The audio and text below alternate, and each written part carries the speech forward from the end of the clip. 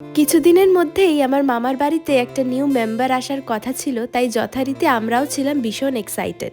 সবই ঠিক চলছিল, কিন্তু কাল হঠাৎ ভোরবেলা 4টের দিকে কল আসে যে মামির ওয়াটার ব্রেক হয়েছে। যথারীতি খুব টেনশন নিয়ে আমরা পৌঁছে যাই হসপিটাল। নার্সিং হোমে ডক্টর থাকায় আমরা বেশ অনেকটাই রিল্যাক্স হই, কারণ মামিকে সঙ্গে সঙ্গেই অ্যাডমিট নিয়েছিল। ওরকম একটা সিচুয়েশনে কিছু খেয়ে আসা তো সম্ভব ছিল না। সিচুয়েশন একটু ভালো হলে পাশেরই একটা চায়ের দোকান থেকে আমরা চা আরো একটু টোস্ট খেয়ে নিই, আর এসে দেখি মামিকে এদিকে ওটির জন্য রেডি করা হয়েছে আর এখন ওটিতে নিয়ে যাওয়া হবে। আমরা সবাই যেমন টেন্সড ছিলাম, কিন্তু খুব এক্সাইটেডও ছিলাম, যেহেতু আমাদের বাড়িতে একটা নতুন মেম্বার আসছে। কিছুক্ষণ পরেই নার্স এসে আমাদেরকে সুখবরটা দেয় যে আমাদের বাড়িতে একটা ফুটফুটে বেবি বয় এসেছে।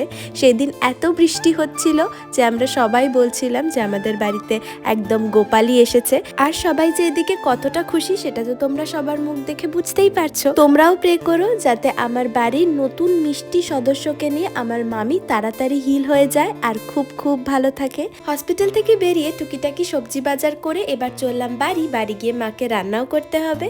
সোয়া